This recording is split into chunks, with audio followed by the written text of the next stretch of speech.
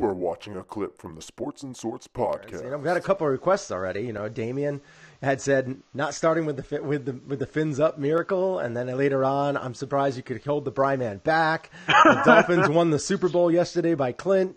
We are going to be getting into that right now because I want to move on to something that obviously the Bryman's very looking forward to talking about. The Patriots at the Dolphins, where the Pats don't always play great. They don't play great in Miami all the time. No, that's their house of horrors. Yes, and what had happened was... 7 seconds left. Tannehill will throw it, and this will end it after the shovel, or will it? Or will it? Miami running around, circling. Oh, look out! Gronkowski didn't have the angle. Touchdown! A miracle! Oh, you think I won't have that call etched into my brain? It was funny. I was so. You know what's funny is, and at our age, and I'm sure you know this, I'm 41 years old now. Say what? I'm sitting on the couch, and I'm sitting on the couch. Like when I'm on the couch at 41 years of age, just average, kind of sitting on the couch. You know how it's just a little bit harder for you to get up than it was when you were 20. You know how you can't shoot out of the chair. You don't shoot right. You don't shoot out of the chair. You kind of you might sometimes brace yourself with your arm, kind of lift yourself. Or your arm, right? Or you put your hands on your knees and you kind of there's that grunt that kind of comes from the diaphragm. I would say for the first time in years yesterday, as once Ted Larson put that block on whoever it was in the Patriots secondary, and you saw Kenyon Drake getting to the outside with only Gronk to beat, I felt like the adrenaline from my toes right up through my hips just lifted me out of that shit. Like I popped up like I was like an 18-year-old again. Oh my Lord. And I was like, oh my God, does he? And I was thinking the same thing as that announcer was like, wait a minute, does Gronkowski have the right angle? And then you saw him stumble because he, a little bit of broken ankles there because he was like, oh crap, this guy's really fast. Yeah. and I couldn't believe it. I was just like, I was like Stefan in Saturday Night Live. I just could not believe it. It was just, I said it on Facebook yesterday. For Dolphin fans, especially Dolphin fans who are my age and younger, we don't have a lot of moments. Most of our moments are in the regular season. There's very little that we have that's postseason or that ilk. And so for us, moments like that, like yesterday, those are the kind of things that's all we have. I mean, Clint said it. I mean, the Dolphins won the Super Bowl yesterday. That sort of seems to be like the Dolphins' annual Super Bowl is winning this game, winning the home game late in the year in December against the Patriots is the Dolphins' Super Bowl. It just sort of seems to be how it always pans. You have a Mount Rushmore of Super Bowl. I do. Yeah. Well, I have a Mount Rushmore of Dolphin moments that right. That's it. Not Super Bowl. Yeah. It's like Dolphin Super Bowl that I wanted to share because I was watching it, you know what? And it was funny because our friend of the show, Tim Callahan, actually sent me a text yesterday, and I agreed with it the moment he sent it. Like I did not feel like it was an overreaction, and he said that is something that we'll be talking about for 25 years. Like that play, because every time, because it doesn't happen to the Patriots, right? But every time the Patriots go down to Miami late in the year, they will show that highlight will get shown. You'll see it next year and the year after and the year after and the year after and the year after. It's going to keep happening. And it got me to thinking what are my Mount Rushmore of Dolphin memories? Because again, look, I'm not going to even pretend. I'm not going to even throw 1972 or 73 out there because I was not even a twinkle in my parents' eye at that point. So let's not get silly and throw those moments out there. Do I applaud and respect the 72 Dolphins, the perfect season? Yes. An unbelievable accomplishment, something that no NFL team has done yet outside of the Patriots in the regular season. But no team has accomplished that. Yes, it's great. It's part of Dolphins lore, but it's not something that I am specifically attached to. So there are Mount Rushmore, 4 moments as a Dolphins fan that have meant the most to me. And I'll kind of do it from backwards to what I believe is the biggest in my opinion. Okay.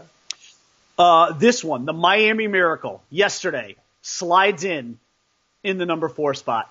This was as special a moment that I can ever recall as a Dolphins fan. And the one that it replaced, just to give you like an idea of the scope of what this replaced, to me, this replaces the Thanksgiving Day game, the Leon Lett game, where the Dolphins were lost. There was Pete Stoyanovic's kick was blocked, and then all of a sudden, out of nowhere, here comes Leon Lett sliding through the snow. The Dolphins recover. They clear it off the field in the snow on Thanksgiving, and Stojanovic kicks the game winner, and the Dolphins win a ridiculous miracle game. Mm-hmm. This replaces that, because that's how unbelievable this was.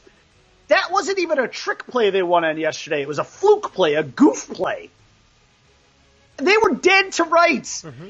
And look, are the Dolphins going to make the playoffs? Probably not, because they'd probably have to win out. And even if they won 2 out of their last 3, they'd still need help. The chances of them making the playoffs are not good. If they go into Minnesota next week and somehow win, then then you look back on this and you're like, wow, what a season-changing moment for them. But as it stands right now, it got them to 7-6. It makes you feel there's a little sliver of hope for the playoffs, but you know what? Forget about that. Try and look at it in a vacuum, to be honest, because that's probably all you're going to get out of it. But as an individual moment, it's huge. Number 3 for me, Dolphins winning the AFC East in 2008 with Chad Pennington as their quarterback. And they clinched the division on the road in Week 17 against Brett Favre and the Jets in New York. And I remember that because it was Christmas Eve, I believe. And I just remember my brother and I hugging in his living room, being like, oh my God, it actually happened. We actually won the division. So that was a special memory. And, if you recall, 2008 was the year Brady got hurt. So, that gave the opening to the Dolphins to win that division. Even though the Patriots finished with the same record, they were both 11-5, but the Dolphins had tiebreakers. Right. Number 2, and here's where we're getting to like the real nitty-gritty if you're Dolphin fans, the clock play. November 27th, 1994. I remember that. Clock play. Everybody did. Everybody did that in the playground. And everybody became a thing. Yes. Yes. I mean, that was an iconic Dan Marino memory. He's going up to the line, pointing to the ground. But the thing that people don't remember about that game is not only was that clock play amazing, the Dolphins were down 24-0 in that game. Mm-hmm. They were being dominated by the Jets. And that clock play was actually Bernie Kosar's idea. And Bernie Kosar relayed it to Shula.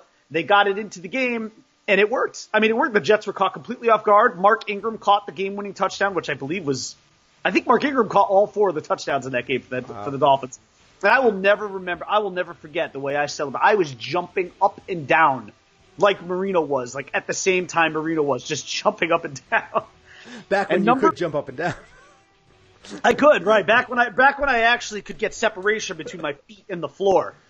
And then number 1, you know what, so keep in mind, this is for people of my age. Number 1 is Dan Marino.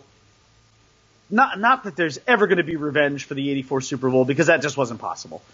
But 1994, Marino beats Joe Montana in the playoffs. Granted, Joe Montana was a Chief. It wasn't a Super Bowl rematch. But Marino threw 2 touchdowns in that game. He played very well. The Dolphins beat the Chiefs 27-17. It felt like a little bit of redemption. You never can get like full redemption or anything unless you actually win a title. And of course, Dan Marino did not do that. But as a Dolphins fan, that was an amazing memory.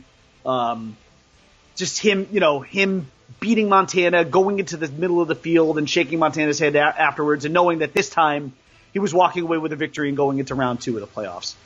And it ended not long after that, but that was still a special moment for Dolphin fans. And that is my Mount Rushmore of Dolphins moments as a fan. And unfortunately, I wish some of those included Super Bowls, but, unfortunately. If you like this video, please give us a thumbs up and subscribe to our YouTube channel. You have just watched a clip from Sports and Sorts, where we go live every Monday, Wednesday, and Saturday on YouTube. Thanks for watching.